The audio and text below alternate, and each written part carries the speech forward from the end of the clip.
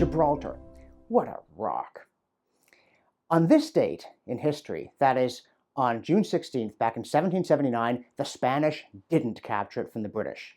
Now, the Spanish didn't capture Gibraltar from the British on a lot of other days, too, from the time that it first came into British hands in 1704 down to the petty harassments of the present day. But June 16th is still special because on that date, the Spanish began a singularly determined effort, the British being distracted by the American Revolution, and Gibraltar was besieged for more than 1,300 days, including the grand assault on September 18th of 1782. The garrison was outmanned, they were starving, suffering from scurvy, but they held firm. They were resolute. They were determined in the same admirable, gritty way that the British were determined in both world wars. And thank goodness they were, because British control of Gibraltar, which seemed important to them at the time, proved critical in the world wars. Without the United Kingdom having a firm grip on access to the Mediterranean from the western end, the war might have turned out very differently and a whole lot worse. Now, if you're wondering why the British even have Gibraltar, well, it goes back to the War of the Spanish Succession. This is one of these long, boring 18th century geopolitical things that makes a good Monty Python sketch.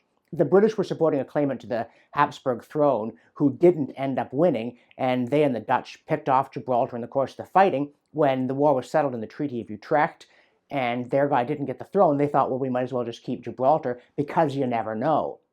And if that seems like an act of imperialism, well, console yourself with this thought. At least Britain had limited self-government and popular control of the state, and the Spanish had no such thing and weren't going to get it until late in the 20th century, very much inspired by the British examples that spread through the continent. In fact, when you get to World War II, Spain is in the hands of a semi-fascist dictator, Francisco Franco, who had prevented Bolsheviks from taking control of the place. And Hitler was never able to force Franco into the war. Franco was a pretty tough guy. Hitler tried to persuade him, came back afterward and said he'd rather spend 4 hours in a dentist chair than go through that again. He'd rather have 4 teeth pulled. But if Franco had had Gibraltar, I think Hitler would have insisted on bringing him into the war, and as I say, it might have tipped the balance. Now, what did the soldiers in Gibraltar in 1779 through 1780, early 1783, what did they think they were fighting for?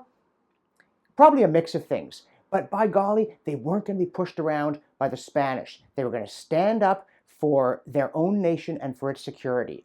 And when you think how important that decision has proved down through the years, it's important that we not give way on what might seem to be trivial points when our security is challenged, because at some point it might matter as much as Gibraltar did for centuries after that siege, during which the Spanish, for more than 1,300 days, didn't capture it despite their best efforts, and thank goodness they did not. Thanks for watching. Click here to never miss a Rebel update. Want even more of the Rebel? Well, click here to become a premium member.